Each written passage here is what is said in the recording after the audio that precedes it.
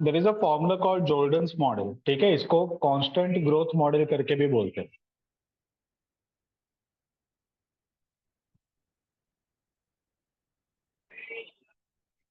Constant growth model.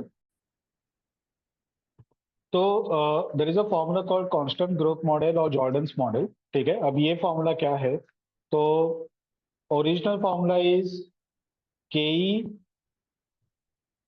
Equal to d1 upon p0 plus g। This is the original formula for finding out K, cost of capital, ठीक है।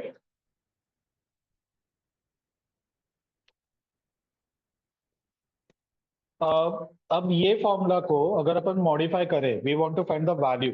अब value कैसे find करना है? तो we want p0, ठीक है। अब ये एलिमेंट्स क्या है मैं थोड़ा सा एक्सप्लेन करता हूँ।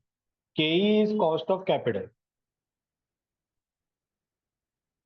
Cost of equity, okay, that is ke। d1 is dividend for the next year,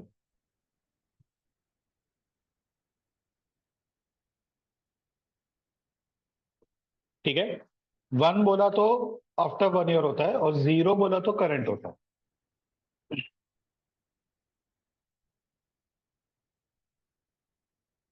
next is p0। p0 is the price as of now, आज का प्राइस क्या है,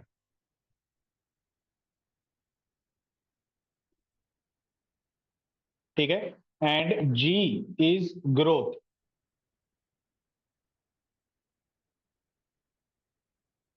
ओके। सो ये फॉर्मूला में अगर अपने को d1 पता है, p0 पता है, g पता है, so we can find the cost of equity, ठीक है। So that we can find. Now if we know the cost of equity, if we know d1 and if we know g, we can find the value of p0। p0 का value हम लोग find कर सकते हैं। तो if I modify this formula,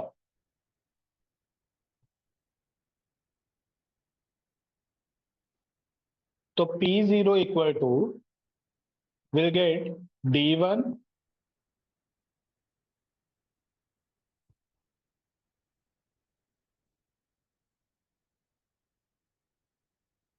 divide by ke minus g, ठीक है। So this formula will get d1 upon ke minus g।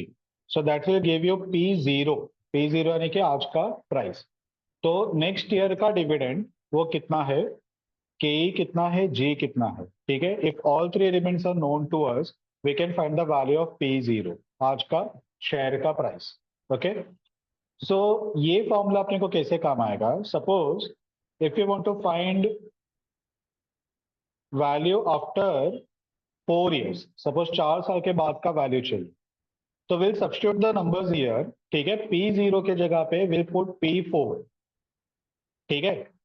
हम लोग को 4 years के बाद का वैल्यू चाहिए, तो p4 instead of p0 will take p4। अगर p0 फाइंड करना है तो वी टेक d1, 1 साल के बाद का। So on the similar line if you want to find p4, तो हम लोग को लेना पड़ेगा d5, ठीक है। तो d5 divide by ke minus g, ठीक है। This will give you price after 4 years। You will take dividend of year 5 divide by ke minus g। ke minus g will remain constant throughout all the years, जब तक सब नहीं बताएगा। This ke minus g will remain constant for all the years. In all the year, dividend will change, and as the dividend changes, automatically your P price will also change. Okay, so that is the logic behind this formula. ठीक है। अब ये अपन कहीं तो use करने वाले, कहाँ पे यूज करने वाले वो अपन सम लेते हैं, तभी मैं आपको एक्सप्लेन करता हूँ। आपको ये पार्ट क्लियर है क्या? Yes, yes, clear है. Okay, okay, great. This is the algebra based calculation, I understood. Okay, okay. And this is once dividend will remain 1 year ahead of the price of the share. बराबर, Like बराबर। price will be P1, dividend will be D2, like that. Yes, yes, yes. Okay, Perfect. ठीक है, I got it. Yeah. Now let me take one example here. Suppose D0 is let us rupees 2. ठीक है, D0 is 2. KE is suppose 10%. G, now G they will give us different G for different years. ठीक है, अब ये G कितना रहेगा तो वो बोलेंगे कि growth will be 8% for year 1 to 3.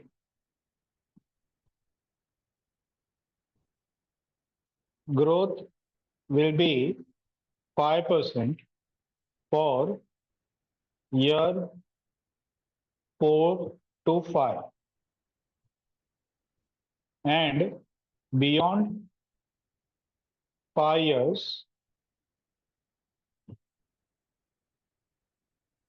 growth will be constant of suppose 4%.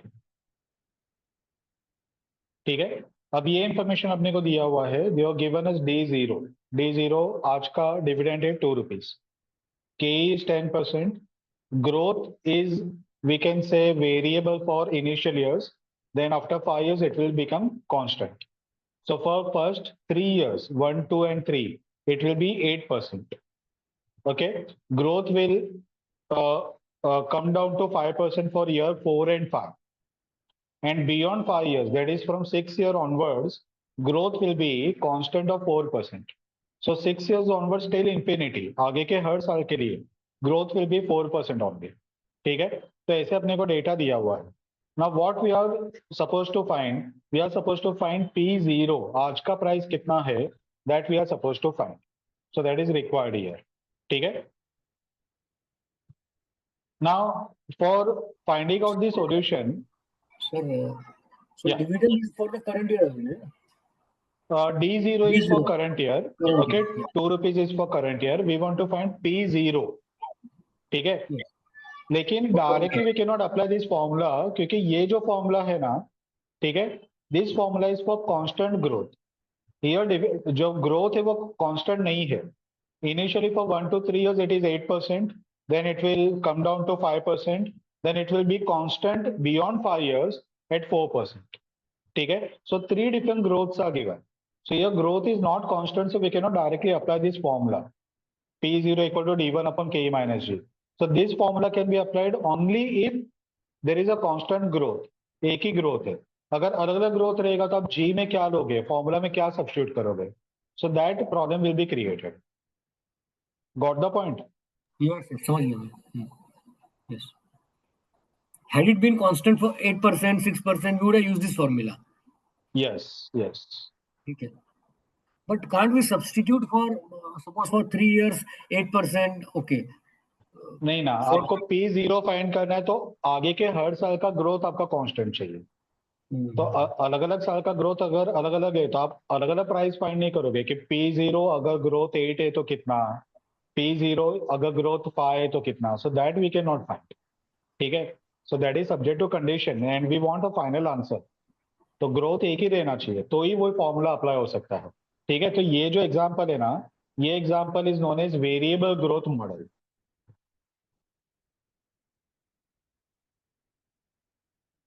ठीक है, वेरिएबल ग्रोथ मॉडल. तो जब ये वेरिएबल ग्रोथ रहेगा then you will apply the system जो भी मैं आपको बताने वाला हूँ. एक और एग्जांपल मैं ले लेता हूँ कि अगर सपोज कांस्टेंट ग्रोथ रहेगा तो क्या करना है.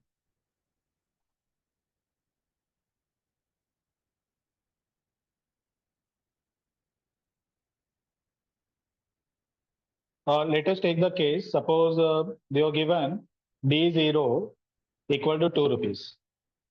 G is constant. ठीक है, suppose it is let us say 5%. KE let us take suppose 12%. ठीक है, and we want to find P0. Now here since they are given only one growth, एक ही growth है, there is no multiple growths here. Okay, so directly we can apply this constant growth model. ठीक है।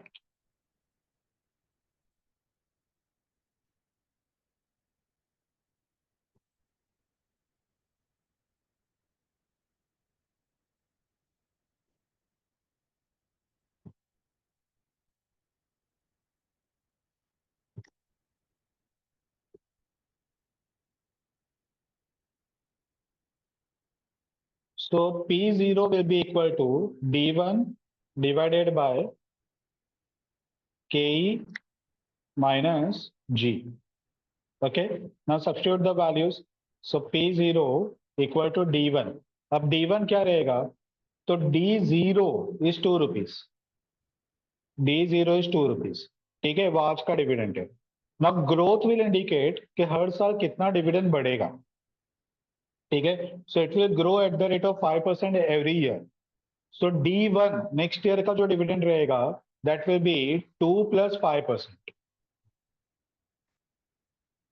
That will be 2 plus 5%. ठीक है, divided by KE minus G. KE is 12%. हम लोग को इसको डेसिमल में कन्वर्ट कर लेना है। 12% mean 0.12. 12 divided by 100, so that is 0.12. Minus G. G is 5%. So again convert into decimal. So 5% means 0.05. 0.5 मत लेना, that will be 50%. ठीक है, 0.05. So that will be G. Now let us substitute the values. 2 plus 5%.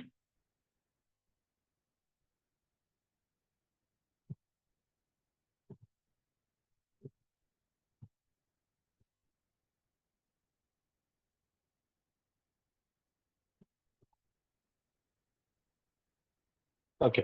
So 2 plus 5%. ठीक है, तो 2.1 divided by KE minus G. तो 0.12 minus 0.05. So that will be 0.07. I hope आपको calculator भी विजिबल है, मैं कैलकुलेशन कर रहा हूँ वो। Yes, sir. Yes, sir. Okay, 2.1 divided by 0.07. ठीक है, सो 30 रुपीज इज P0. ठीक है, 2.1 divide by 0.07 that will give you 30 rupees. अब इसको थोड़ा सा अंडरस्टैंड करने को आप ट्राई करो कि ये कैसे काम करता है ये फॉर्मूला. हम लोग यहाँ पे ग्रोथ 5% एक्सपेक्ट कर रहे हैं कि company every year will grow at the rate of 5%. तो हर साल का जो प्रॉफिट है दैट विल इंक्रीज बाय 5%. जैसे प्रॉफिट इंक्रीज होगा automatically they will pay 5% more dividend every year. तो अगर ये साल डिविडेंड पे किया था 2 रुपीज का, next year we are expecting that dividend will be paid at more by 5%. So dividend will be 2.1. ठीक है, we are expecting returns on capital of 12%. 12% अपन रिटर्न एक्सपेक्ट कर रहे हैं. Growth is 5%.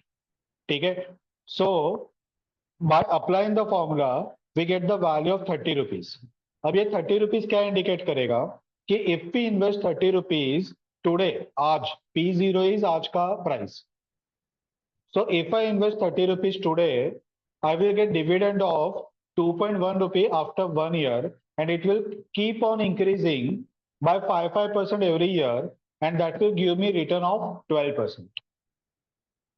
ठीक है, 5% every year grow हो रहा है. So net 7% I want to earn more. ठीक है, so every year dividend increases by 5%, so that will give me the net return of 12% on my investment. That is the meaning of this formula. ठीक है, आपको समझ में आया? एक बार दोबारा वो रिपीट करोगे आप जो बोला, please please. Yeah P0 is the price is of now. ठीक है, आज का प्राइस है. So what I will do कि if I want a return of 12% on my investment, मुझे 12% का रिटर्न चाहिए, and this company is growing by 5% every year. ठीक है, तो अगर मैं 30 रुपीज आज वो कंपनी का शेयर परचेज करता हूँ 30 रुपीज में, मुझे एक साल के बाद 2.1 रुपीज का डिविडेंड मिलेगा. और उसके नेक्स्ट ईयर में 2.1 प्लस 5%, उसके नेक्स्ट ईयर में वापस plus 5%. So every year dividend will keep on increasing at constant rate of 5%. okay, and that will give me my return of 12%. मुझे मेरा जो 12% का रिटर्न मैं एक्सपेक्ट कर रहा हूँ, that will be received in the form of this dividend. ठीक है, सब्जेक्ट टू के ग्रोथ शुड बी 5%. 5% का ग्रोथ रहेगा, so what ever dividend increases every year, that will cover up my 12% return expected. ठीक है, इसको मैं सिंपल वर्ड में बताऊं तो मैं ऐसे बोलूंगा कि कंपनी का डिविडेंड एवरी ईयर 5% से ग्रो हो रहा है, तो मैं शेयर के लिए मैक्सिमम कितना प्राइस पे करूंगा if I am expecting return of 12%. मैं जितना भी पैसा डालूंगा उसके ऊपर 12% में रिटर्न एक्सपेक्ट कर रहा हूं. और मुझे ये कंपनी के बारे में किसी ने बताया कि ये कंपनी का शेयर हर साल 5% का ग्रोथ अर्न करता है. ठीक है, तो in that case I can buy the share at maximum price of 30 rupees. I will not pay more than 30 rupees because P0 as per this formula is 30. तो मैं क्या करूंगा, I will open the share market. मैं check करूंगा share का real price अभी क्या चल रहा है. If suppose price of share in the market is ₹25, तो ये फॉर्मूला मुझे इंडिकेट कर रहा है कि शेयर का रियल प्राइस इज ₹30 और मार्केट में भी प्राइस चल रहा है ओनली 25. तो मैं इसे बोलूंगा कि शेयर इज अंडर प्राइस्ड, इसका भाव अभी कम है. So I should buy the share at ₹25. It will increase to ₹30. ठीक है, जब ये 30 आएगा, so then I can decide either to continue with the share or to sell off the share. ठीक है, सेकेंड सिचुएशन, अगर मैंने मार्केट चेक किया और मुझे पता चला कि ये शेयर का भाव 35 चल रहा है. ठीक है, so based on this formula the real price of this share is only ₹30. ठीक है, तो मैं ये कंपनी का शेयर परचेज नहीं करूंगा क्योंकि it is over priced. Real price should be ₹30 and right now price going on in the market is ₹35. तो मैं ये कंपनी का शेयर परचेज नहीं करूंगा. और अगर सपोज मेरे पास ऑलरेडी शेयर्स है तो मुझे अच्छा भाव मिल रहा है, 30 के जगह पे 35 मिल रहा है, so I will sell off the share क्योंकि इसका भाव कम होके स्लोली एंड ग्रेजुअली 30 पे आ जाएगा. ठीक है, so this is one of the formula that is used to predict the price of share subject to constant growth. अगर कांस्टेंट ग्रोथ रहेगा दो ही आप ये फॉर्मूला अप्लाई करोगे, बाकी ये फॉर्मूला अप्लाई नहीं करोगे. ठीक है, so if dividend is ₹2 now, growth is 5%, I am expecting 12% return. Based on this formula the price of share should be ₹30. That is the real price of this share, real worth of this share. अगर ₹30 से कम price market में चल रहा है, I will buy the share. अगर ₹30 से ज्यादा price चल रहा है, will not buy, और अगर मेरे पास ऑलरेडी है तो I will sell it on. Real price based on this formula should be ₹30. Got the point? Yes, yes. एक डाउट है, if at all share price is 35, what you are saying, then that means the return is less than 12%, no sir? हाँ, बराबर. तो in that case that is why it is advisable to sell off the share क्योंकि इसका real जो share का value है that should be ₹30 based on whatever dividend it is paying. Because growth will be constant 5%, dividend will be 5% of that, and price is more, that means return will be definitely less. Yes, returns are 12% less. से कम आएगा. बराबर. And that is why we should sell it off. Okay. This formula will be considered only if you want to consider the return in terms of dividend. Correct? Yes. Not appreciation. Correct? Na? Returns in terms of dividend. हाँ हाँ, इस पे share का जो capital appreciation होगा that we are not considering. ठीक है, वो कैपिटल एप्रिसिएशन हम लोग को डिसाइड करना है. जब अपन शेयर बेचेंगे तभी वो कैपिटल एप्रिसिएशन होगा. Right now the question is what should be the real price, what should be the real worth of this share. ठीक है, once we come to know about the real worth of the share, then we can decide either to buy the share or to sell the share or to continue with the investment or discontinue with the investment. So that decision can be taken once we come to know about the real value of this share. तब तक अपन ये decide नहीं करेंगे. ठीक है, I got it. समझ गए. Got it? Yes. Yeah. Yes. So this is constant growth model. This is used by some of the we can say share market expert to predict the price of the share. They say PE ratio was one of the formula. They say this is another formula to predict the price of share. लेकिन इसमें it is very difficult in practical life to understand what should be the growth of that company. क्योंकि ये theoretically अपने को दे दिया है कि 5% growth is there. ठीक है, लेकिन प्रैक्टिकल लाइफ में आप इमेजिन करो कि प्रैक्टिकल लाइफ में ये ग्रोथ कैसे पता चलेगा। अगर कोई भी कंपनी का, अगर आप डेटा एनालिस कर रहे हो, so growth is something that we need to calculate. ठीक है, उसका एक फॉर्मूला है, बी इन टू आर करके एक फॉर्मूला अप्लाई करते हैं, and from that we get the value of growth. ठीक है, so in practical life it is very difficult to apply this formula, theoretical it is very easy. तो हम लोग को तो अभी थियोरेटिकली सोचना है, प्रैक्टिकल लाइफ में वो लोग एनालिस्ट लोग कैसे फाइंड करते रहेंगे, that is all together a different matter. ठीक है, तो हम लोग ये फॉर्मूला अप्लाई नहीं कर पाएंगे to predict the price in real life, but just theoretically we can apply the formula for solving the sum. ठीक है, Yeah, yes, sir. Okay, now let us come to this part, second example, variable growth model. अब यहाँ पे अपन price कैसे find करेंगे, just 2 minutes.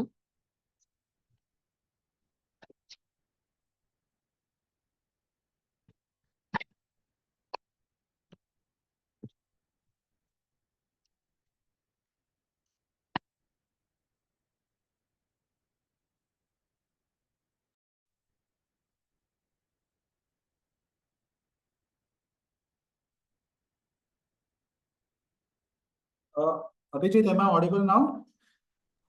हाँ सर, ऑडिबल है। Yes. Okay. Okay. Now, in this case, variable growth model, हम लोग को क्या करना है कि we need to make one table.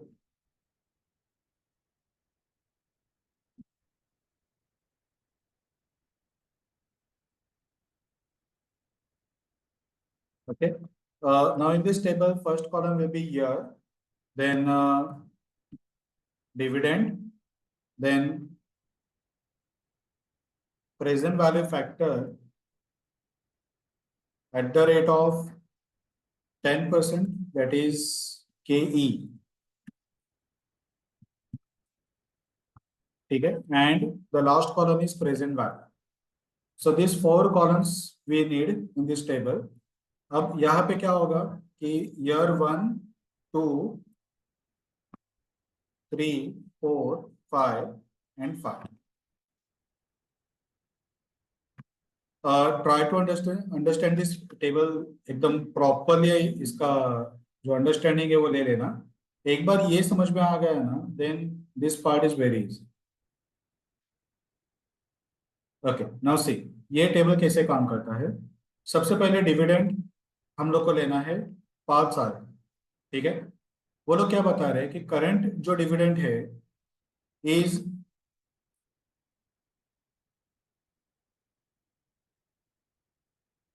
जो करंट डिविडेंड है इज ₹2, D0 इज ₹2। तो D1 कितना रहेगा, so they are given 3 different growth. ठीक है, वो लोग क्या बोल रहे हैं कि year 1 to 3 growth will be 8%। तो इन द नेक्स्ट ईयर 2 + 8% का डिविडेंड आएगा। ठीक है, सो दैट कम्स टू 2 + 8%, 2.16। ठीक है, now in next year again till third year growth will remain at 8% only, so उसके next year में dividend will be 2.16 plus 8%। जो प्रीवियस ईयर का डिविडेंड रहेगा ना, उस पे 8% ऐड होते जाएगा एवरी ईयर, वो ग्रोथ का कंसेप्ट है। सो 2.16 into 8% plus 8%, so 2.3328। in next year 2.3328 plus 8% again, this is the last year of 8% growth, third year last, so 2.519, 2.519। ठीक है, चाहे तो 3 पे राउंड ऑफ कर देते हैं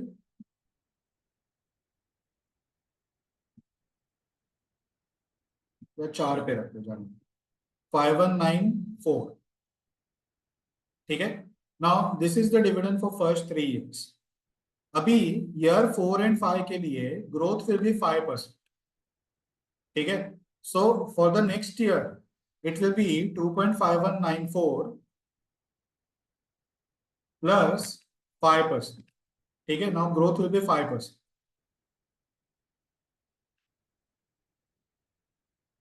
So it will be 2.6454. We can round off to 54. 2.6454. ठीक है, फिफ्थ डिजिट 9 है तो मैंने उसको अपर पे राउंड ऑफ किया, फोर्थ वाले। In the next year, again it will be 2.6454 plus 5%.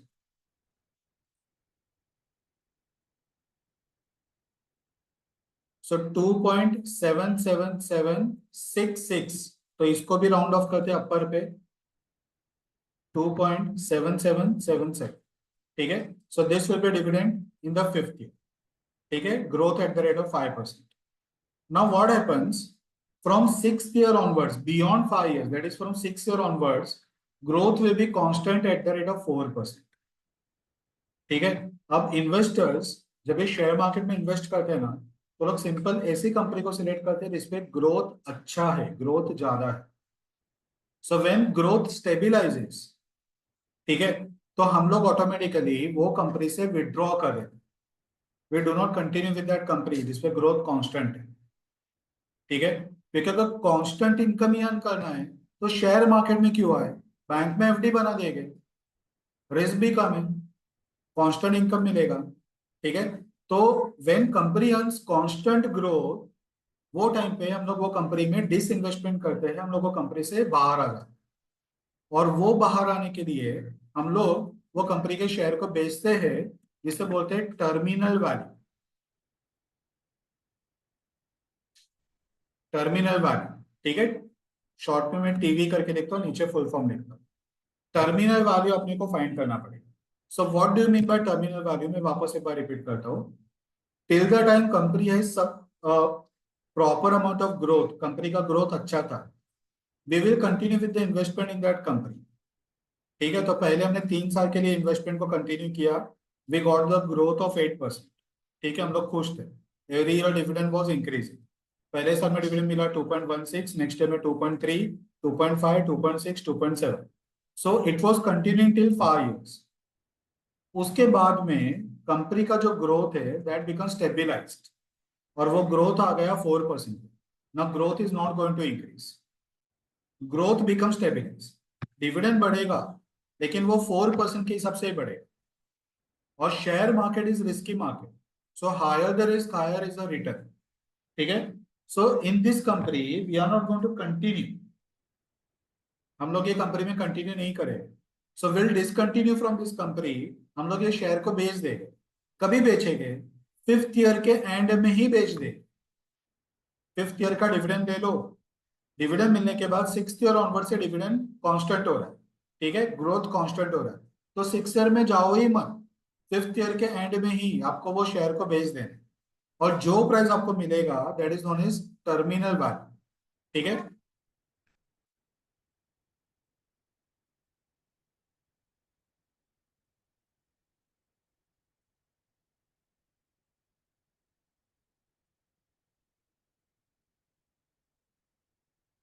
ये अपने को फाइंड करना है, यानी कि अपने को जो फाइंड करना है वो है P5, ठीक है, P5 फाइंड करना है, price at the end of fifth year. अब हमने एक फॉर्मूला सीखा यहाँ पे कांस्टेंट ग्रोथ का। कांस्टेंट ग्रोथ का फॉर्मूला है ये P0 equal to D1 upon KE minus G। ये कभी अप्लाई करते हैं जब एक ग्रोथ कांस्टेंट होता है। तो फिफ्थ ईयर के बाद ग्रोथ कांस्टेंट हो रहा है ना, फिफ्थ ईयर तक कांस्टेंट नहीं था, फिफ्थ ईयर के बाद सिक्स्थ ईयर ऑनवर्ड से ग्रोथ कांस्टेंट हो रहा है। So if you want to find the price of share at the end of year 5, we can apply the formula of constant growth, because 6 year onwards से growth constant है, ठीक है। So using that formula, if we apply P5 का formula, that will be D6 divided by KE minus G। Formula कैसे काम कर रहे समझ में आ रहा है क्या अभिजीत? Yes, इतना तक समझा कि इसे कांस्टेंट है, and hence we are applying the formula. But Perfect. why we got why we got fifth price? क्योंकि हम लोग ये शेयर को कभी बेचेंगे, हाँ, 5 ओके, साल तक अपन रखेंगे, विल ठीक सेल है, of the share at the end of fifth year. ठीक है, ठीक है, I fifth got it. Year के एंड में शेयर का भाव क्या रहेगा, so that we want to find. ठीक है, और dividend will always be 1 year ahead of the price of share. बराबर। सो ठीक है, automatically we need to take 6 years dividend. ठीक है, so D6 आएगा. Got it? Yes, समझ गया. Okay. Now here I can substitute D5 with, sorry, D6 with D5 plus growth. D6 कैसे मिलेगा? नेक्स्ट ईयर का डिविडेंड. तो D5 का जो डिविडेंड है उस पर ग्रोथ ऐड कर दो, मुझे D6 का डिविडेंड मिलेगा. ठीक है, divided by KE minus G. तो P5 equal to, now D6 कैसे फाइंड करूंगा? तो D5 मेरा था 2.7777. ठीक है, दिस वाज D5. इसमें मैं ग्रोथ ऐड करूंगा. अब ग्रोथ कौन सा आएगा? तो नेक्स्ट ईयर ऑनवर्ड से जो कांस्टेंट ग्रोथ कंपनी अर्न करने वाला है that will continue. So that is 4%. ठीक है, तो plus 4%. So that will give me D6 divided bye KE. KE अपना कितना है? तो वो दोनों को बोला है 10% है. एंड G कितना है? तो beyond 5 years G will be 4%. So 10 minus 4. ठीक है, ये अपने को फॉर्मूला में रखना है. सो KE will B 10. So that will B fraction 0.1 आ जाएगा. And G 4%, so that will B 0.04. ठीक है, तो अभी फॉर्मूला अप्लाई करते हैं. 2.7777 plus 4%, so that will be 2.8888 divided by KE minus G. तो 0.1 minus 0.4, 0.04. So that will be 0.06. So 2.8888 divided by 0.06, that will give me 48.17. We can round off to 48.17. ठीक है, 4 digit तक रखना है, then also there is no problem. लेकिन 2 में round off किया, then also it is fine. So terminal वाले will be 48.17. ठीक है, अब ये थोड़ा सा अंडरस्टैंड कर दे कि ये पूरा जो वर्किंग किया, ये क्या हम लोग वर्किंग कर रहे हैं. ठीक है, मैंने वो कंपनी का शेयर आज खरीदा. मैं कितने प्राइस में परचेस करूंगा? What should be the ideal price of that share, वो मुझे फाइंड करना है. यानी कि I want to find P0, आज का प्राइस. तो मैं ये चेक कर रहा हूं कि वो शेयर से मुझे इनकम कितना आएगा. तो मैं वो शेयर 5 साल के लिए रखने वाला हूँ. 5 साल से ज्यादा मैं नहीं रखूँ. ठीक है, तो 5 साल में मुझे कितना इनकम मिलेगा? मुझे 5 साल का डिविडेंड मिलेगा, जो ये 2.16 से लेकर 2.77 तक का dividend. So that I will receive. 5th year के एंड में मैं वो कंपनी का शेयर बेच दूंगा, क्योंकि उसके बाद में उसका ग्रोथ कांस्टेंट हो रहा है. So I will not be interested to continue in that company. So I will sell off at the end of 5th year. So मैंने P5 फाइंड किया, दैट कम्स टू 48.17. तो मुझे शेयर बेच के 48.17 cash मिलेगा by selling the share at the end of 5th year. अब ये जो भी मुझे मिलने वाला है, ये over a period of 5 years मुझे मिलेगा. 5 साल का डिविडेंड और 5 साल के एंड में शेयर का प्राइस. अब अगर मैं ये कंपनी के शेयर से 10% रिटर्न एक्सपेक्ट कर रहा हूं, तो मुझे आज मैक्सिमम ये शेयर के लिए कितना प्राइस पे करना चाहिए, वो मैं अभी फाइंड करूं. तो उसके लिए मैं कंसेप्ट यूज करूंगा डिस्काउंटिंग का. ठीक है, तो मैं इसको 10% रिटर्न एक्सपेक्ट कर रहा हूं. KE cost of equity is 10%, so that is the return expected by me. ठीक है, तो 10% के हिसाब से अगर मैं प्रेजेंट वाले फैक्टर्स फाइंड करूं, प्रेजेंट वाले फैक्टर कैसे फाइंड कर रहे थे अपन, वो लास्ट लेक्चर में जो 1 upon 1 plus r up raised to n. बराबर So 1 upon 1.0 और equal to 1.1 करके yes. 1.1 Yeah, 1.1, yes. And then बराबर. equal to you can get it. Yes. And multiplied by the number of 48.7 बराबर आएगा हर एक इसमें. I got it. समझ गया. बराबर. तो 0.909 फर्स्ट ईयर का, 0.826 सेकेंड ईयर का आएगा, 751 683 621. ठीक है, एक बार आप चेक कर लीजिए कैलसी पे, यही है ना, क्योंकि ये 10% का है ना, सम में सिखा सिखा के हम लोग को मेमोराइज होता है। जस्ट होल्ड ऑन, मैं करता हूँ।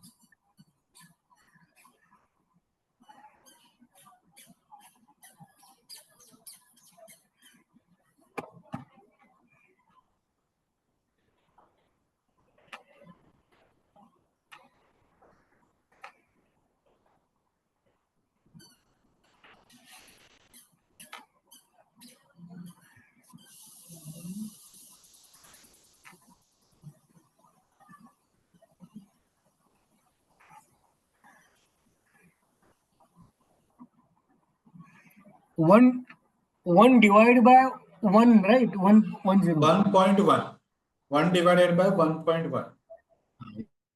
1.1. Sorry.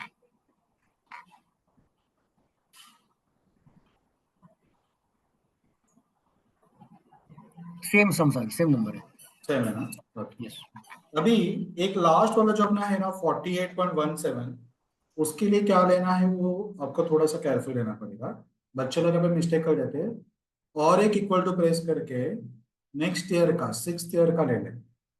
ठीक है, अब ये जो 48.17 है ना, वो 5th ईयर का ही है, 6th ईयर का नहीं है। We are finding out the price at the end of 5th year, अपने को 5th ईयर का ही लेना है, यानी कि 0.621 ही है। लॉजिक समझ रहे हैं आपको?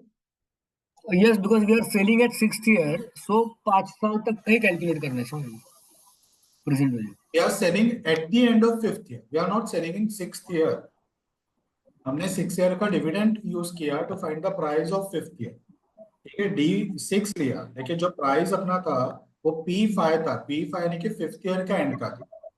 So now since it is at the end of 5th year, we are going to apply the discounting factor of 5th year only. So that will be 0.621 on. Next का लिया तो वो 6th ईयर का हो। Okay. ये dividend आपका 5th year का है ना, ये समझ में आया आपको? यस 2.7। Sir, yes yes. ठीक है, 5th year। और उसके बाद में हमने P5 फाइंड की। P5 यानी कि 5th ईयर का एंड का ही है। तो अगर डिविडेंड 5th ईयर का है और उसका प्रेजेंट वैल्यू फैक्टर 621 है, तो ये प्राइस भी 5th ईयर के एंड का ही है ना, P5 ही है ना, तो उसका भी डिस्काउंट फैक्टर सेम ही आना चाहिए ना, 621। Yes got it? Yes sir, yes. हाँ, प्राइस 5th ईयर का है, तो करेक्ट इसको, ठीक है, समझ लिया। अभी ये अपने को सिंपल मल्टीप्लाई करते जाना है, तो 2.16 इंटू 0.90, 909। सो 1.9634।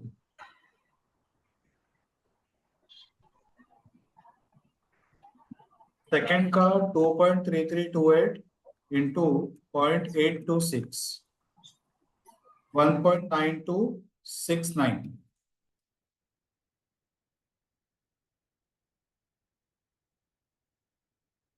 सॉरी, 1.926। नेक्स्ट 2.5194 इंटू 0.751, 1.8921,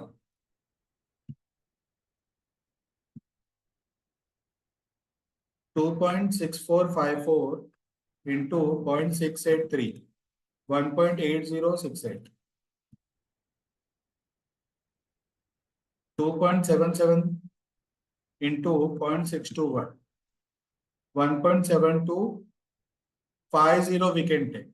ठीक है, 9 के बाद 5, तो 1.7250 एंड 48.17 इंटू 0.621, 29.9136।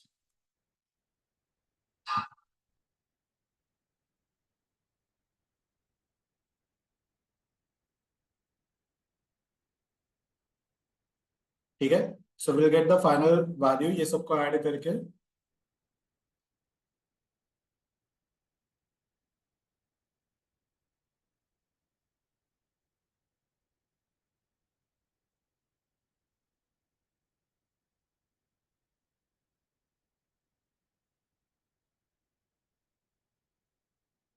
$39.23 इन 2 डिजिट अगर राउंड ऑफ किया। ठीक है, ये जो दोनों को मिलेगा दैट इज P0, ठीक है, दिस विल बी P0।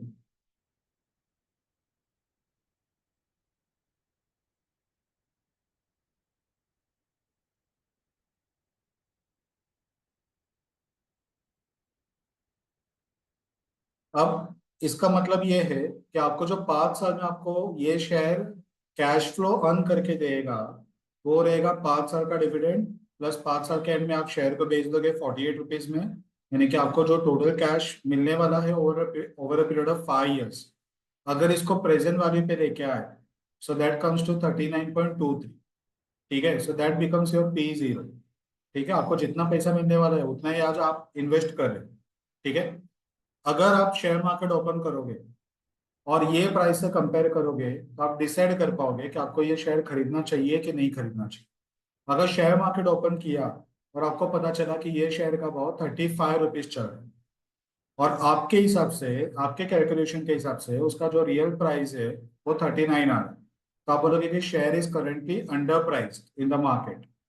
ठीक है, कम भाव में बिक रहा है, तो you can buy the share, आप प्रॉफिट में रहोगे। ठीक है, लेकिन अगर शेयर मार्केट में सपोज ये शेयर का भाव 42 रुपीज चल रहा है और आपके हिसाब से शेयर का real worth is only 39 rupees, तो आप बोलोगे कि this share is over price in the market.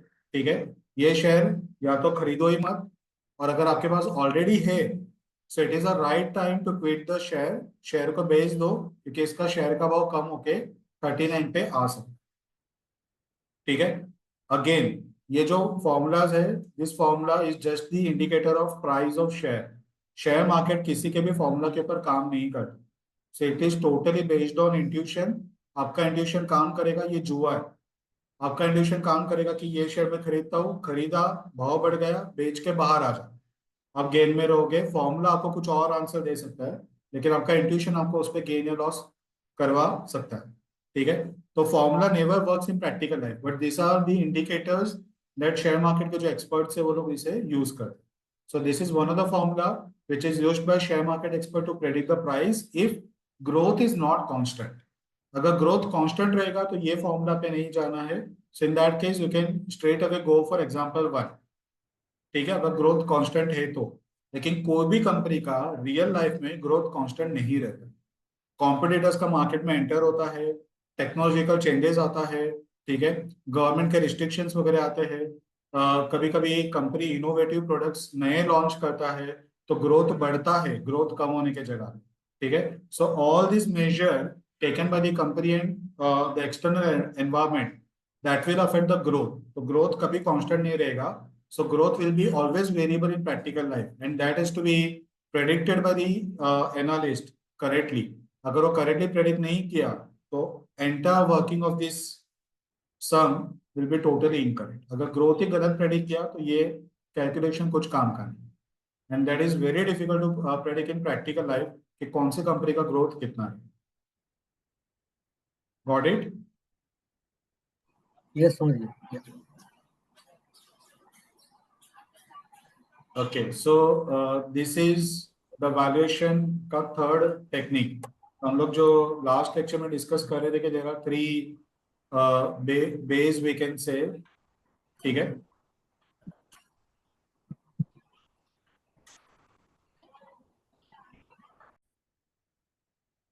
Okay, तो अभी ये 3 अपने मेथड हमने कवर किया। पहला मार्केट बेस्ड अप्रोच, ठीक है, उससे ये पीई रेशियो वाला अप्लाई करेंगे।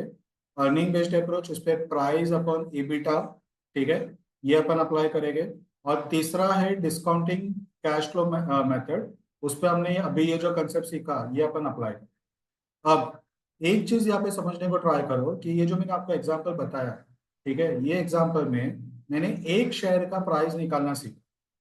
एक शेयर का प्राइस कैसे निकलता है, तो P0 is price of one single share. One single share का जो प्राइस है that is 39 rupees.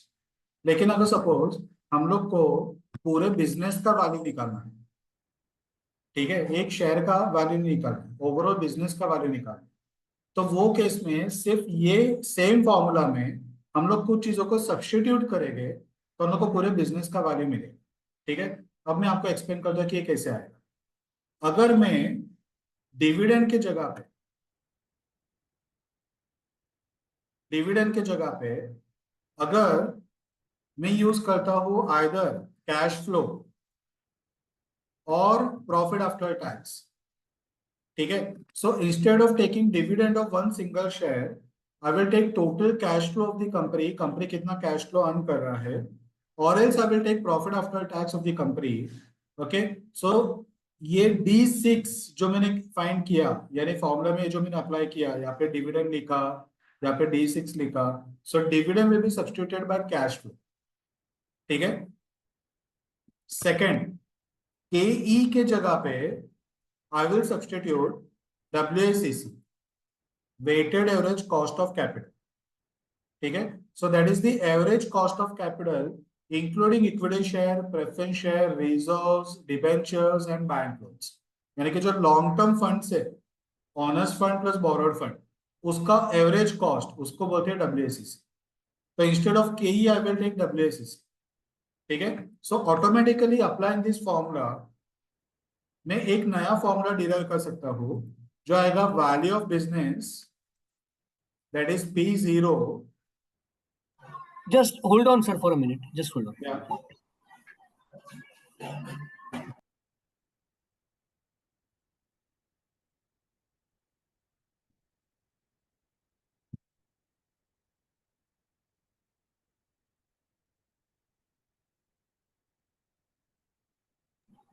Please carry on. Yeah yeah so value of business that is P0 equal to, instead of D I will take other cash flow और profit after tax. तो अगर मैं P0 find कर रहा हूं, so I will take cash flow 1 और PAT 1, यानी कि कैश फ्लो और profit of next year, divided by original formula में KE माइनस G है। Now KE will be substituted by WACC, so I will take WACC minus G will remain the same. ठीक है, growth of the company I will take it, so if I substitute D with either cash flow or PAT, KE with WACC, G will remain G only, so I will get the value of business. So everything I will take from the company's point of view instead of one single share point of view, but formula will remain the same. Base formula यही है, सिर्फ मैं values को substitute करके business का value find। Getting it, everyone? Sorry, Abhijit. Sir, but ये dividend का See, if I try to find the value of one single share, ठीक है, तो सिंगल शेयर के लिए मैं क्या रिसीव करता हूँ, तो मैं डिविडेंड रिसीव करता हूँ। So I will take the base of dividend and I will work out this entire formula. ठीक है, तो मुझे शेयर का प्राइस मिलेगा, दैट इज P0 मिलेगा। लेकिन अगर मैं शेयर का प्राइस नहीं निकाल रहा हूँ, मेरा बिजनेस है, ठीक है, मैं बिजनेस का प्राइस निकाल रहा हूँ, तो on share the return is dividend. तो कंपनी का रिटर्न क्या है, तो कंपनी का return is either cash flow और profit. So instead of taking dividend, I will use cash flow or profit that I am going to earn from my business. ठीक है, अगर मैं एक शेयर का प्राइस फाइंड कर रहा हूँ, so in that case I am concerned about KE, cost of equity। लेकिन अगर मैं पूरे बिजनेस का प्राइस फाइंड कर रहा हूँ, तो मेरे बिजनेस में इक्विटी शेयर भी है, प्रेफरेंस शेयर भी है, लोन्स भी है, डिबेंचर्स भी है। So instead of KE, I will take overall cost of capital, that is WACC, and growth will remain the same to be used in the formula. So everything, all working part will remain the same. The only thing I need to substitute is, instead of dividend, I will think from the bigger perspective. So I will take cash flow or profit. Okay? Instead of KE, that is a smaller perspective, I will take a bigger one. That is, instead of KE, I will take WACC. Growth will remain the same. So that will give me, instead of value of one share, that will give me the value of my entire business. Getting it? yes sir, समझ गया मैं. Yeah. Okay. So this is the third formula, discounted this cash flow, discounted profit after tax. So using these three formula, we are supposed to find the value of business in, or we can say we need to find three different values of business using these three formulas. ठीक है, तो बस इतना ही ये chapter में एक part है जो अपने को सीखना था। ठीक है, अभी अपन एक सम लेते हैं और ये तीनों का एप्लीकेशन पार्ट वहां पे देखते हैं। ठीक है,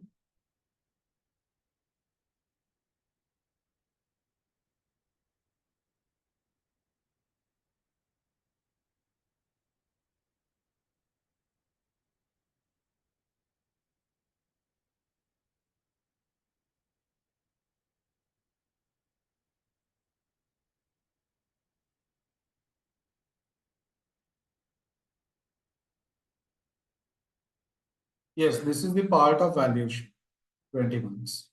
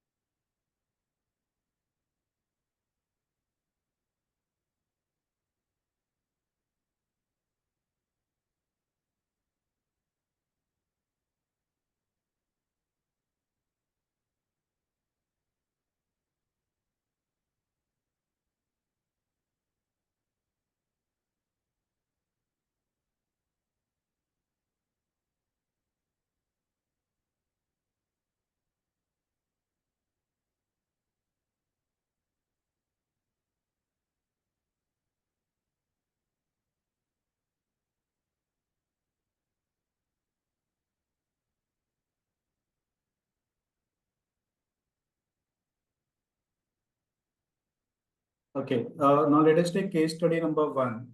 अभी एक्चुअली केस स्टडी में उन्होंने पूरा सम प्रॉपर दिया नहीं है, ठीक है. Certain things are not given, that is assume in the solution. जैसे ग्रोथ वगैरह सब में दिया हुआ रहना चाहिए था, क्योंकि ग्रोथ दिया नहीं था. सो while drafting the solution they have assume certain growth. ठीक है.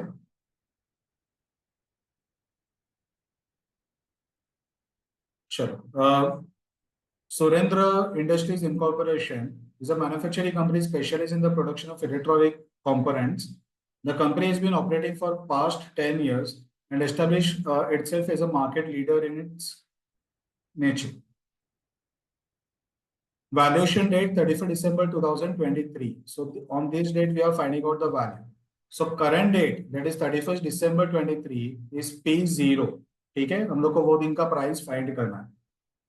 The financial information of Surendra Industries Incorporation. Revenue for the year ending 31st December 23 is 20 millions. Okay, revenue means sales. Earning before interest, tax, depreciation, and amortization. EBITDA for the year ending 31st December 23 was 4 million. Okay, EBITDA 4 million दिया, sales दिया 20 million.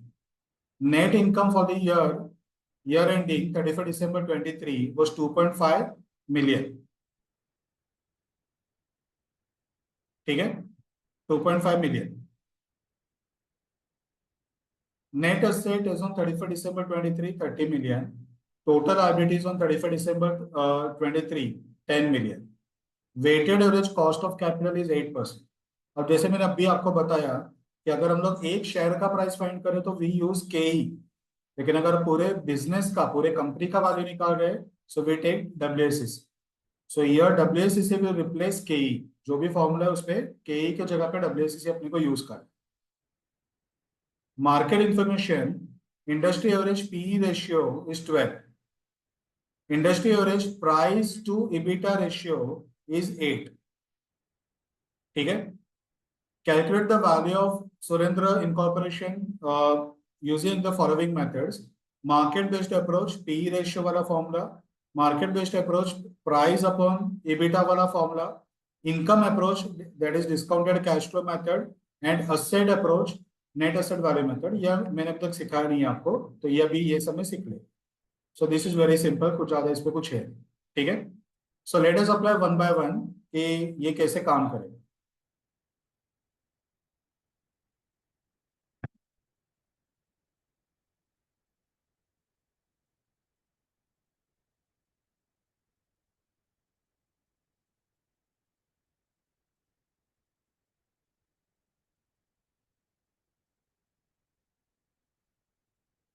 Okay, now let us first apply this PE ratio wala formula, market based approach based on PE.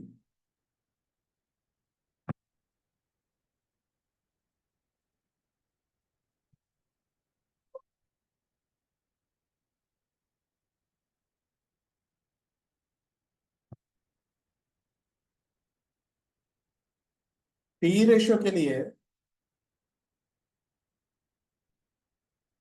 PE ratio equal to MPS upon EPS. ठीक है? So if we transfer this EPS on the opposite side, ठीक है, हम लोग को मिलेगा MPS equal to P into EPS. Okay, so we need two information here. One is P and second one is APS. These two things we need here. ठीक है? तो PE किसका लेंगे? So industry PE is already given here. Industry PE ratio is 12. So that directly we can use in the formula. ठीक है? Only thing that we need to find EPS. ठीक है? So MPS, that is value of business,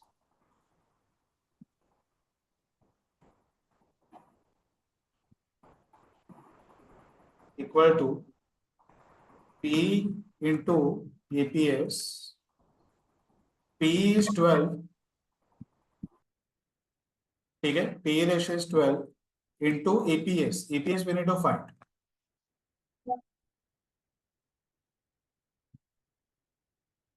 अब EPS कैसे मिलेगा? So EPS formula is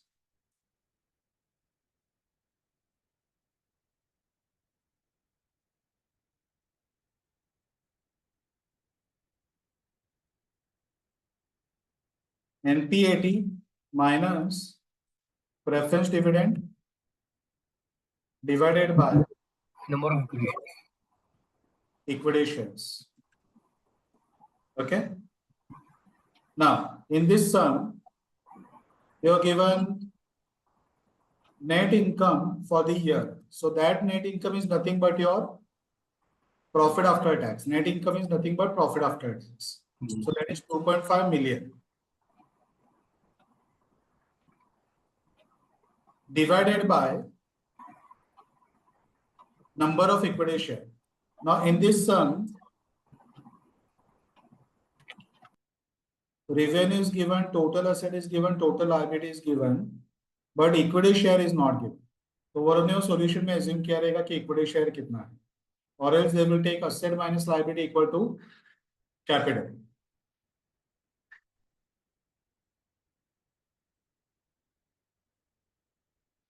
अच्छा direct total find करिए. Okay, no problem. वो भी perfect. Okay, so here सुनी,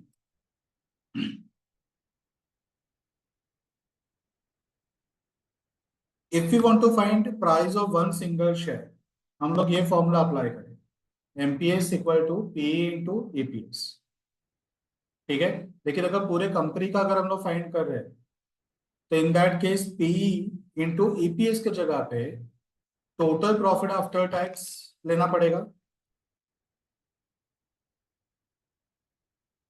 एक शेयर का फाइंड कर रहे हैं, so will take everything for one share. Market price per share, earning per share, एक एक शेयर का लेंगे. पीज रेशियो, तो वो एक शेयर का हो या टोटल का हो, P will remain the same, वो चेंज नहीं होता. ठीक है? That is indirectly in terms of percentage we can say. So percentage term में nothing will change, either we take for one share और we take for total number of share. So P will remain the same. If you want to find the total value of all the share, means total value of business, instead of EPS, we'll take total income. ठीक है? Total profit. So total profit that is given here is 2.5 million and PE ratio is 12 times. ठीक है? Here it is 12.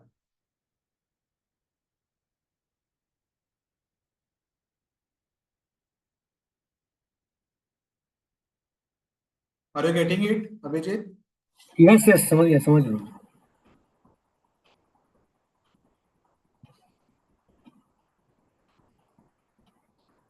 So 2.5 into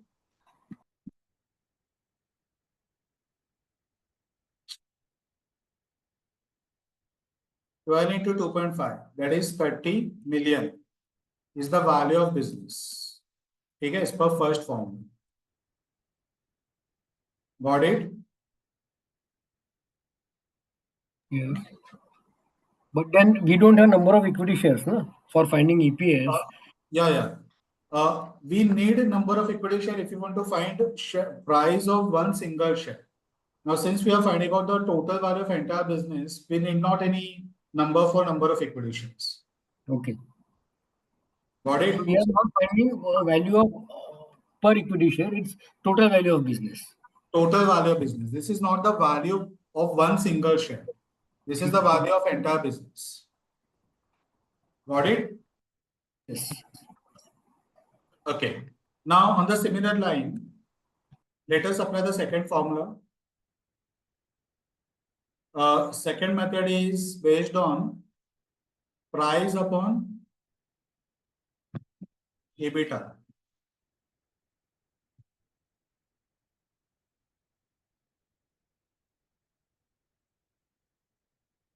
Now here हम लोग formula क्या change करेंगे, तो instead of P ratio means here the price of share MPS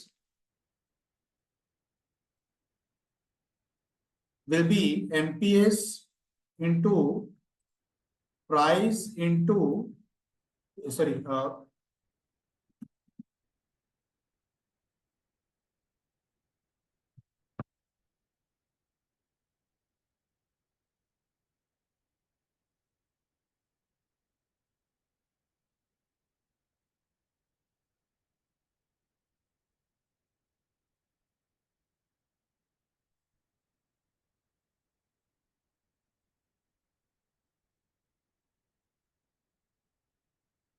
ठीक है।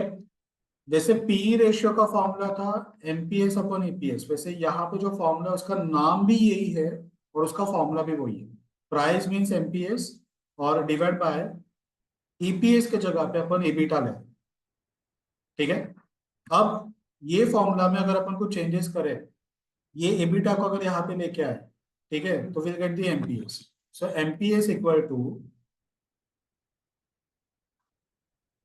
ये फॉर्मूला का नाम इंटू एबिटा। ठीक है। एबिटा को मैं ऑपोजिट में लिखेगा तो मल्टीप्लिकेशन में चला गया। So this ratio into EBITDA equal to MPS. ये आपको समझ में आ रहा है अभिजीत? Yes sir. अब एमपीएस ये एक शेयर का है, इसके जगह पे अगर मैं टोटल वैल्यू बिजनेस को फाइंड करना चाहता हूँ, तो value of business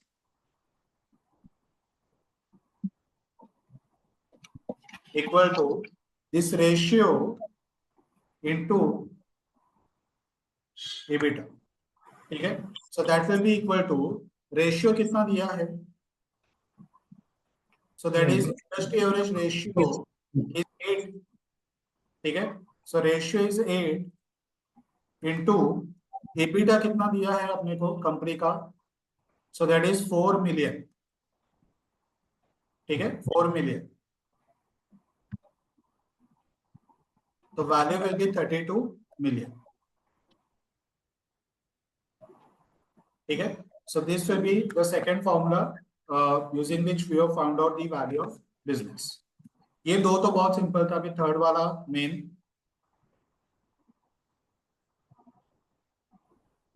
income based approach, that is discounted cash flow.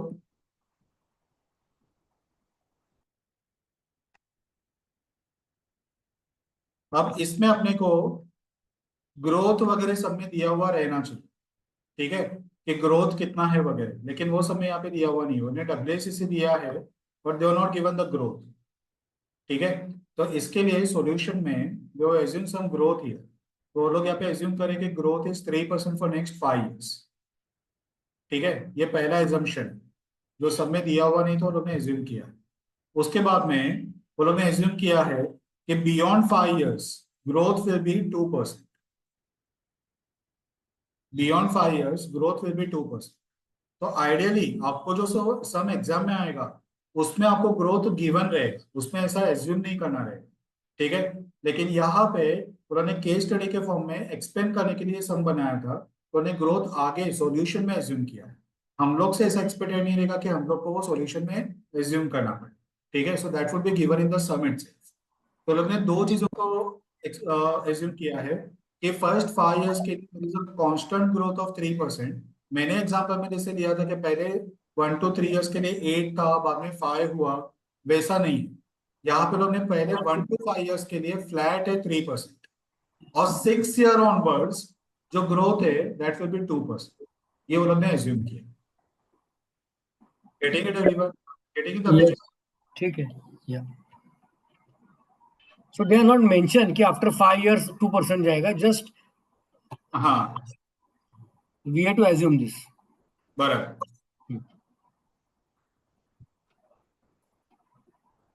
तो this is I think combination of what we did, sum जो हमने पहले अभी किया था उसके ऐसे ही है। उसमें हमने क्या किया था, हमने एक एक पार्ट करके सीखा। ठीक है, पहले वो पीई रेशियो वाला फॉर्मूला सीखा, बाद में वो एबिटा वाला फॉर्मूला सीखा, बाद में डिस्काउंटेड वाला सीखा। Now in this sum there is a combination all three. ठीक है, तो ये फुल फ्लेज सम आपका एग्जाम में एक आएगा, जो लास्ट में मॉडल पेपर दिया हुआ है उसमें भी ये सेम सम है, लेकिन उसमें प्रॉपर सम नंबर्स दिया हुआ है। ठीक है, this kind of sum we can expect in the exam के डायरेक्टली फुल फ्लेज ऐसे फॉर्मेट में सम एग्जाम में आ सकता है। इवन जो करेक्ट। सेकंड जो है केस 2, ठीक है, वो भी सेम लाइन पे ही सेम फॉर्मेट में। तो अपन ये एक्सपेक्ट कर सकते हैं कि ये similar line of sum can come in the exam. पर ये जो अभी जो हम what we are finding discounted, hmm ये सेम है जो हमने अभी सम सॉल्व किया, वेयर इन अलग अलग ग्रोथ है हम्म, एंड करेक्ट ना, डिफरेंट डिफरेंट ग्रोथ सिस्टम है। हाँ वो बट मैंने what we did is that different अगर आपको परसेंटेज बताऊं, वाज डिफरेंट, इधर कांस्टेंट दिया है 5 साल के लिए। हाँ तो टेक्निकली अगर मैं आपको ये बताऊं ना कि वो उस पे डिफरेंस को हम लोग क्या बोलते हैं, जो मैंने एग्जांपल दिया ना वो उसको वेरिएबल है। 2 स्टेज ग्रोथ मॉडल करके बोलते हाँ, वेरिएबल। हैं। 8 था, बाद में 5 हुआ और उसके बाद में constant. So correct. Before going for constant growth it has change twice, तो उसे 2 स्टेज करके बोलते हैं। और ये जो एग्जाम्पल यहाँ पे मॉड्यूल में दिया हुआ है उसे बोलते हैं 1 स्टेज ग्रोथ मॉडल। तो 1 स्टेज में पहले एक ग्रोथ रहेगा और उसके बाद में वो कांस्टेंट होगा जो जनरली लोअर है। सो इन दिस जो 5 साल के लिए जो अपना कांस्टेंट ग्रोथ का formula we can apply that ना। नहीं, that we can not apply, क्योंकि आगे चल के ग्रोथ चेंज हो रहा है ना। अगर वो हम्म। परपेचुअल 5 साल के लिए नहीं, अगर वो परपेचुअल कांस्टेंट है तो ही आप वो फॉर्मूला अप्लाई कर सकते लाइफ लॉन्ग के लिए। अगर बीच में 1 साल के लिए भी अगर आपका ग्रोथ रेट चेंज हुआ तो आप वो फॉर्मूला अप्लाई नहीं कर सकते। नहीं बट समझ गया, बट लास्ट में जैसे हम आस्किंग इज दैट कि इसमें लिखा है 5 साल के लिए 3% है, राइट, 3 और 4% वॉट। बराबर। 6वें साल के लिए हम एज्यूम कर रहे हैं वो डिफरेंट है। जो हमने बराबर। सम अभी किया था उसमें दो अलग अलग रेट्स था, 1-2%। बराबर। हाँ करेक्ट, तो उसमें हमने वो फॉर्मूला अप्लाई किया डिफरेंट रेट्स का, अप्लाइंग डिविडेंड को फिगर हम्म लेके भी applied that. Hmm. But here for 5 years rate is same ना, so we can't लेकिन apply 5 साल के it. बाद रेट चेंज हो रहा है ना। आपको हम्म। जॉर्डन का अगर फॉर्मूला अप्लाई करना है ना, ठीक है, जॉर्डन का 5 साल फॉर्मूला के अप्लाई बाद करने के जो लिए है जॉर्डन वाला, वो टर्मिनल वैल्यू हमको 6वें साल में निकालना पड़ेगा, बराबर। हाँ पांच 5वें साल साल के के एंड में निकालना पड़ेगा। 5वें साल के एंड में निकालना पड़ेगा, taking dividend only for the 5 years, correct. 5 years। लेकिन आप हाँ, ये वाला फॉर्मूला अप्लाई नहीं कर पाओगे, जो जॉर्डन वाला फॉर्मूला है ना वो अप्लाई नहीं कर पाओगे, क्योंकि उसमें लाइफ लॉन्ग के लिए आपका ग्रोथ सेम रहना चाहिए, या फिर लाइफ कांस्टेंट लॉन्ग ग्रोथ के का लिए फॉर्मूला नहीं यूज कर सकते, करेक्ट। Got it. अगर वो देते ही नहीं कि 6वें साल में चेंज होगा, then you would use this formula, हाँ तो कांस्टेंट फिर वो ग्रोथ आप में। वो फॉर्मूला यूज कर पाए। ठीक है, ओके। तो 1 to 5 years के लिए आपका जो ग्रोथ है वो सबने कितना एज्यूम किया है, दैट इज 3%। और बियॉन्ड 5 years जो ग्रोथ है वो कांस्टेंट हो रहा है, वो कितना एज्यूम किया है, 2%। अब ये लोग क्या करते हैं, ये लोग है ना वो पूरा ऐसे फॉर्मूला बेस्ड प्रेजेंटेशन देते हैं। फॉर्मूला बेस्ड प्रेजेंटेशन अपन नहीं करेंगे, अपन टेबुलर प्रेजेंटेशन जो अपना है वही फॉलो करेंगे, so that will be easier to understand.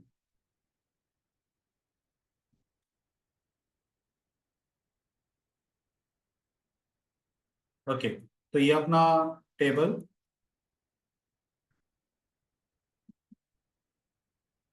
अब देखो ये सब में अपने को केई की जगह पे डब्ल्यूएससी से लेना है। डब्ल्यूएससी से कितना दिया है, 8%।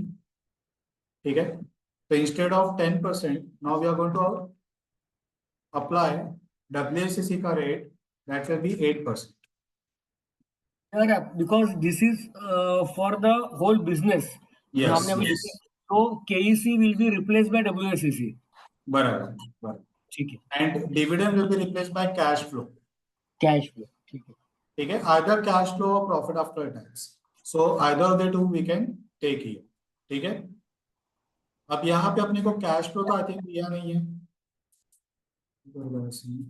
ये यहाँ पर उन्होंने कैश फ्लो तो दिया नहीं है, लेकिन उन्होंने नेट इनकम दिया हुआ 2.5 million, that is profit after tax given. ठीक है, तो अपन प्रॉफिट आफ्टर टैक्स को यहाँ पे सम में यूज करें. अगर कैश फ्लो दिया रहेगा तो प्रायोरिटी कैश फ्लो को ही देना है, लेकिन वो देते नहीं है, उन्होंने प्रॉफिट आफ्टर टैक्स दिया है, तो प्रॉफिट आफ्टर टैक्स को अपन यहाँ पे यूज करें. आप बोला कैश फ्लो और दूसरा आपने बोला sir. Profit after tax. No, sum अभी बताया था आपने. पहला प्रायोरिटी कैश फ्लो को, अगर वो नहीं दिया रहेगा तो प्रॉफिट आफ्टर टैक्स. ओके. तो यहाँ पे net income is 2.5 million. This is for the current year 31 December 23. So this is D0, we can say D0 है. ठीक है, अब हम लोग को D1 से आगे का आंसर फाइंड करना है, तो हम लोग क्या करेंगे, 2.5 प्लस इनिशियली ग्रोथ इज 3%, तो 2.5 plus 3%,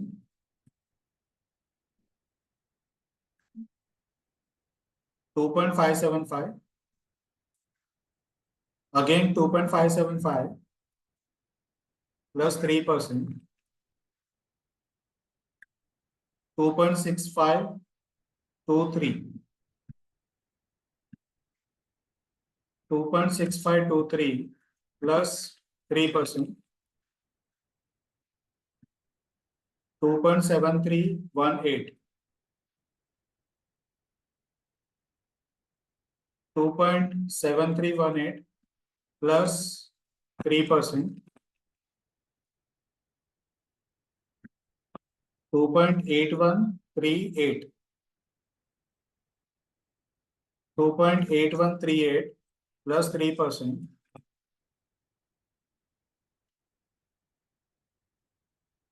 2.8982.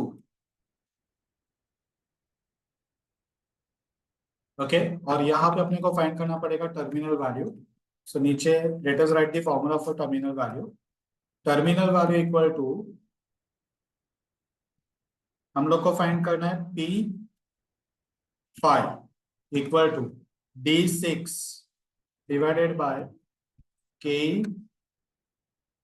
Minus G, and we are, if we are finding out total value of business, तो वैल्यू ऑफ बिजनेस 6. ठीक है, value of business 6 equal to, sorry 6 नहीं 5 इक्वल टू D6, उसके जगह पे अपन लेंगे pad 6 divided by KE के जगह पे लेंगे WACC माइनस G. ठीक है, so instead of one single share will take entire value of business, instead of KE will take WACC, instead of D will take PAT. So PAT 6 will be PAT 5 plus growth. So 2.8982 plus, now growth from year 5 onwards will be 2%. ठीक है, तो plus 2%, that will give you PAT 6. Hold on, just hold on, एक second, समझा नहीं. ये इधर तक समझा मुझे. ये फॉर्मूला रिप्लेस जो आपने किया, I got it. P86 divide by WACC. ठीक है, रिप्लेस किया G. ये कहाँ से आया प्लस 2%? हाँ, okay, beyond 5 years 2%. Now you are getting. Yes, समझ गया. Beyond 5 years 2%. हाँ, ठीक है. तो if you want to take PAT 6 year का चाहिए, तो 5 वाले में ग्रोथ ऐड करो. So growth for 6 year will be 2%. ठीक है, या okay. Divide by WACC 8 means 0.08 minus G. Now G is 0.02. Growth is 2%. So this 2.8982 plus 2%, so 2.9561 divided by 0.08 minus 0.02, so 0.06. So 2.9561 divided by 0.06, that is 49.27. 49.27, that is the value of business at the end of 5th year. Clear है? Yes, sir.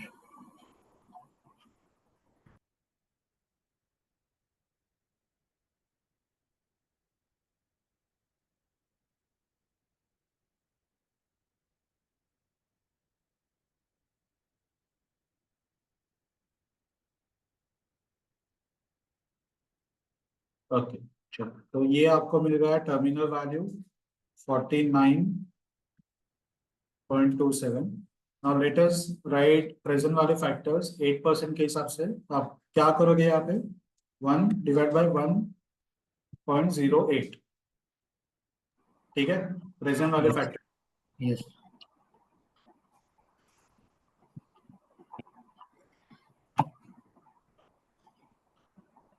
तो 1 divide by 1.08, 0.926. 0.926. 0.857. 0.857. 0.793. 793. 0.735. 781. 735. 735. 0.680. 680. Yes. And this is also for the 5th year. तो यहाँ पे भी same रहेगा, 680 का 680 ही रहेगा. ठीक है. Now let us multiply the values. 2.575 into 926. 2.38. 2 digit में राउंड ऑफ करो. 2.6523 into 0.857. 2.27. 2.7318 into 0.793. 2.17. 2.8138 into 0.735. 2.07. 2.8982 into 0.680. 1.97. And 49.27 into 0.680. 33.50. Now let us take the total. 1.97, 2.07, 2.17, 2.27, 2.38. So 44.36. So that will be the value of business.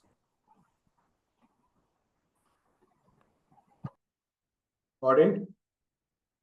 Yes, sir.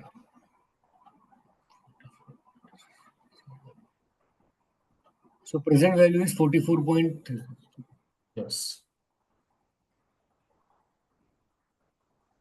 Answer.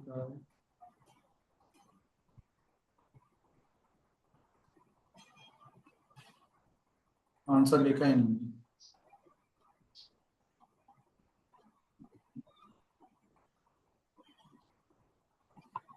ये सब निकाला लेकिन total ही नहीं किया उन्होंने. ये 2.575 जो अपन यहाँ पे फाइंड किया वगैरह, उसको प्रेजेंट वाले फैक्टर मल्टीप्लाई करके फाइंड करना था. फिर लिखा भी है कि WSCC से मल्टीप्लाई करो, लेकिन वो फाइंड ही नहीं किया उन्होंने. आपको समझ में आया ना? लेकिन यस सर, मैं समझ गया. बिकॉज टेबल से हमको समझ में आता है एक्चुअली, टेबल बेस. हाँ. ओके, तो ये हो गया अपना थर्ड मेथड. अभी एक लास्ट मेथड अपना बाकी है, फोर्थ मेथड. ये है नेट एसेट वैल्यू मेथड.